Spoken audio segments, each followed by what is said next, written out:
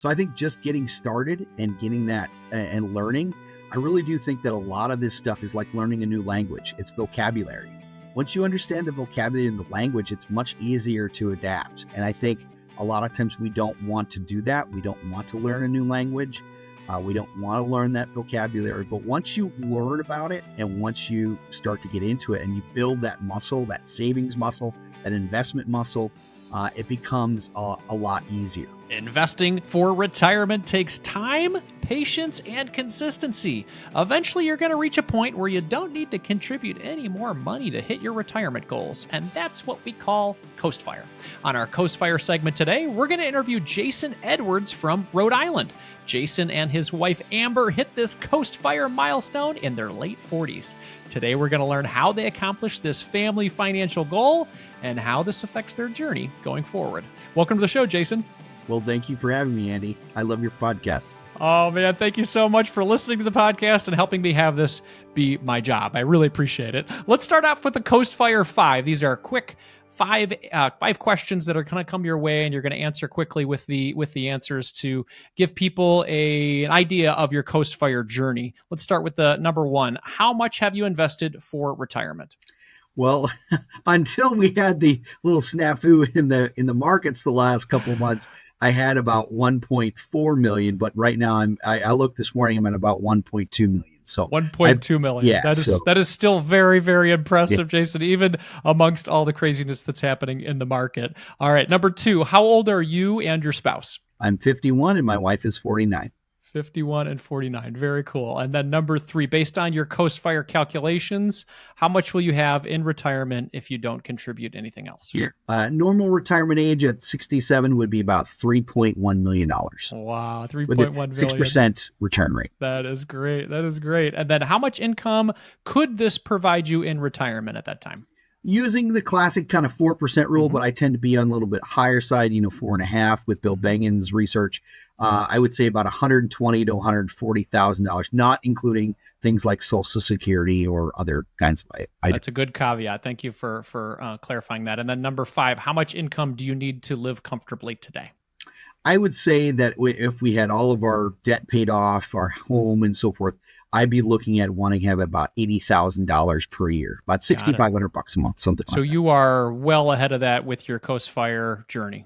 Yes. Congratulations, man. That is awesome. $1 million plus invested in your early 50s, and you're well on your way to a comfortable retirement. Congratulations. That's very cool.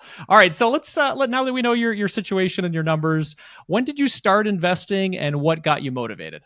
Well, I actually got a really late start. I'm a college professor, so I didn't get a chance to really invest anything until I was in my early 30s when I got out of graduate school. I spent most of my 20s in graduate school. I did spend a couple of years working in politics and some other jobs, but I spent most of my time teaching as a graduate assistant and so forth. So it wasn't really until I was 33 when I first got my job. And like most universities, you are required to you have a requirement for investment. So that was my first kind of salvo into things. And then as I started, I've always been interested in finance and so forth, listened to Dave Ramsey, followed a lot of his work, still listen to his podcast every once in a while. I started to get a lot more serious about it, investing a lot more. And so I've tried to make it a point to invest at least 15% of my income over the last, almost 20 years since I've been at my current position. That's great. So you're saying probably in the last, 15 years plus, you've really amped things up and you've gotten to that $1 million mark, starting from almost zero.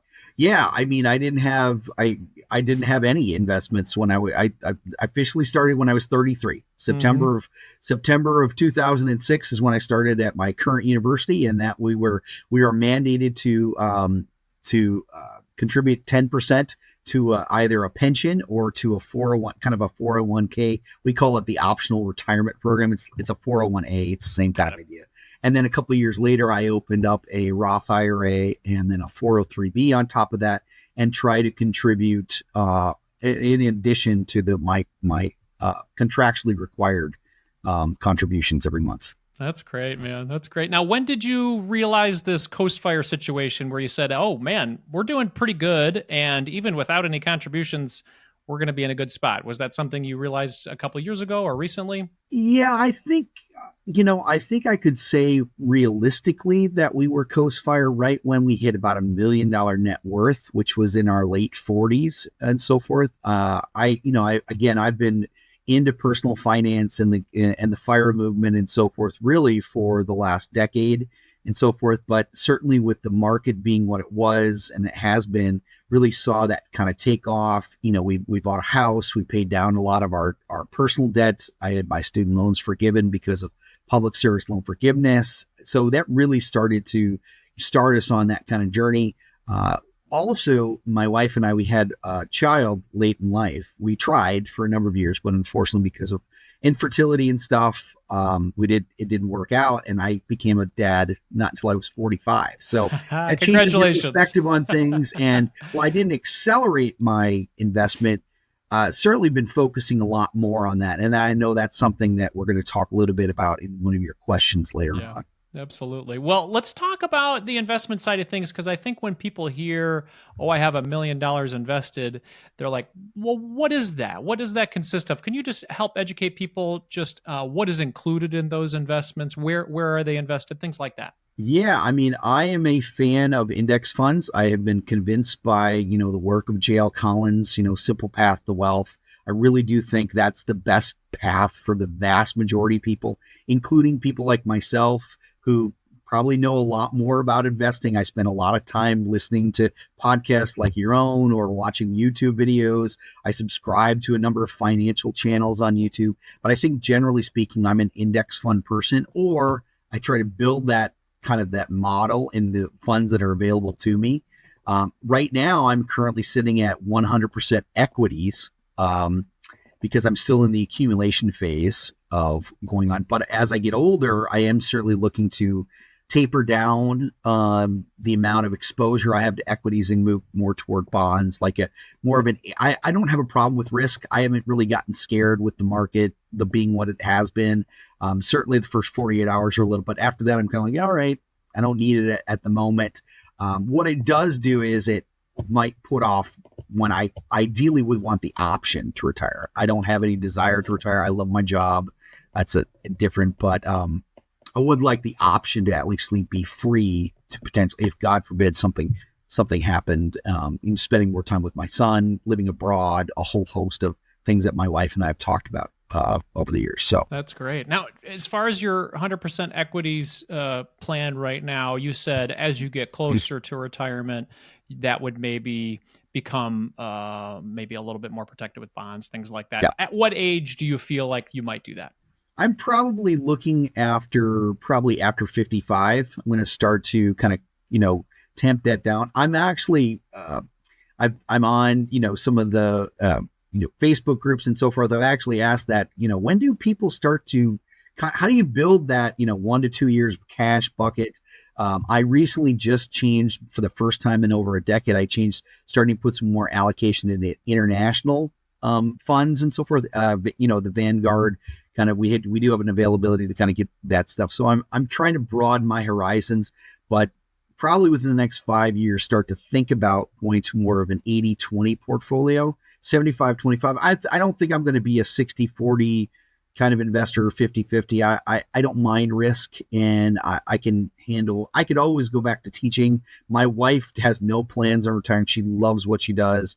And it's just kind of in both of us that we work a long time, but I really enjoy what I do. So that's great. And then the index funds and the equities that you have, are they mostly in tax advantaged accounts? Do you have some taxable brokerage? How does that work? I would say we're about 85 pre-tax, 15 Roth right now.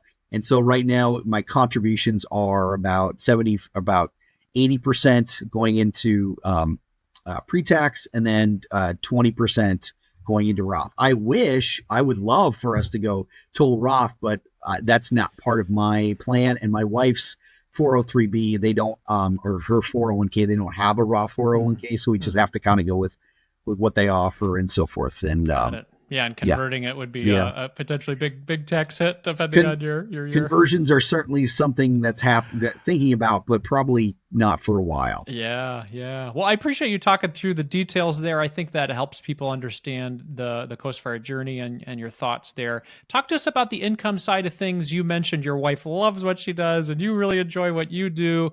I understand that you're on the education side at universities. And tell me a little bit more about that and then tell us what your wife does. Well, I'm a full professor, so I've been here for 20 years. I make just a little bit over six figures, but I also live in a very high cost of living area. My wife makes about 55 to 60,000. She's what is called a behavioral training specialist, where she works with clients that have kind of special needs, especially adults. Although she's finishing up another master's degree, and she would like to be a therapist. Probably specifically working with the same kind of population. She's really found a home in that. Before that, she was a college professor like me for several years, and actually a television producer. That was her media. She was in media and so forth. So I like to say she's always been a teacher, just in different kind of ways. And now she's teaching clients how to, be mindful of things, a variety. So she's finally found what she really, really enjoys, but it's a fairly intense working in human services is not for the faint of heart. Absolutely. It really is. Yeah, she has to have that patient heart, and it sounds like if she enjoys it like she does, then she must have that. Well, let's talk about the expense side of things. You are a newer dad. Did you guess your plans for retirement and your plans for building up your investments take a hit when you were talking about becoming a father, and all that goes with it? Well, yeah, because we adopted our son. So a private adoption is not cheap. We had to, and my wife and I, we went through several years of infertility treatments. Luckily, in the state of Massachusetts, we have some of the best health coverage in the country, and that it's actually a mandatory benefit that we receive. Unfortunately, it did not work out. We tried on several occasions. And so then we went to private adoption, which was quite expensive. And so I ended up having to we took out a HELOC on our home in order to do that. But we live while we live in a high cost of living area, we live in a very modest home where, it's 1,350 square feet. I know my wife would like bigger. I would like a bigger house, but trying to get into anything is, it's not like Michigan, where our home could probably buy something like 2,500, 3,000, or where I'm from Minnesota, we both are originally. We could buy much bigger house there than we could here. So, we have that kind of impact and so forth. So yeah, raising kids or adopting our son set us back a little bit, but, and then of course with daycare and so forth, we're kind of on the other side of that now, where public schools and so forth, kids do get expensive and stuff like that. We're lucky we're not in the point where we have a child who wants to do like travel baseball or something, or some of these sports, which are, which is something that I think about a lot, Sure. How in Lord's name, how do some of these families do it? I don't know, but yeah. It would be a lot. That's incredible. I think that's beautiful that you guys went through the adoption route and you've got a great son now. That's fantastic. Let's talk about this Coast Fire journey. Now that you've had this realization, does this change your investing path at all? Or are you very happy with contributing 15% until you hit 67 years old?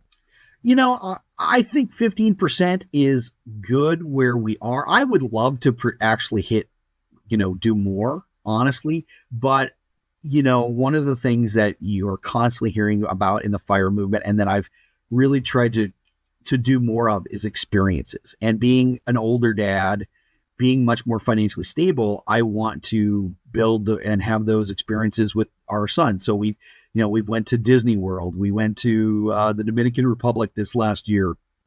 We're going to go next year. We're going to go on a Disney cruise. I want to have those kinds of memories with him that I didn't necessarily have as a kid, because we didn't have as much money, and my parents didn't prioritize those kind of things. So having international travel is really, really important to me. Having a global perspective on the world is really, really important. So that is something that we're introducing Robbie to in small snippets, but that is going to be a very important aspect of my life going forward. And the good thing about my job is I can do a lot of international travel because I actually do a lot of research, and we present research abroad. So this summer, I'm presenting research in Norway. Last September, I was in Slovenia.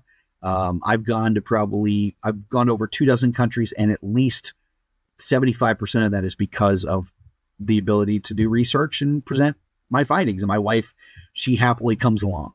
That's incredible. Yeah, what a great opportunity for the family. And then obviously you really enjoy what you're doing to learn from different cultures, as well as further your research. It's an exciting life you have there. Now let's continue the conversation about Robbie. Generational wealth is a conversation that we have on this show quite a bit. Are there things that you are thinking about for Robbie with regard to generational wealth? Are you doing any of them right now? Talk to us about that. Well, we do contribute to a 529 plan, so we have actually quite a bit of money in there. College education, obviously, having a college professor for a dad, and my wife being a former college professor, we both want that aspect for Robbie. I also do want him to also have a little bit of grit. I think it's important to not just give that to your kids. So, like whether it's buying his first car or whatever. I had a job when I was 15. I think a lot of us did, especially if you grew up in the Midwest. I think that's almost a prerequisite. It doesn't seem like it's that much of a prerequisite sometimes out here in New England, where I'd see a lot of teenagers are not. But where we're from, I mean, working in fast food was kind of like a rite of passage or whatever, working for a grocery store or something. So I do want him to have that. And I actually do want to leave a considerable legacy to him.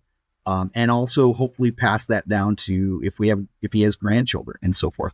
This is going to sound a little dumb, but I actually love if you ever go into like these really like up here in New England, we have what are called the mansions in Newport, and you can go see these old style mansions from like the Vanderbilts and all these from the golden age, the Gilded Age, and you can always walk in and you can see portraits of the Vanderbilts and Rockefellers and so forth.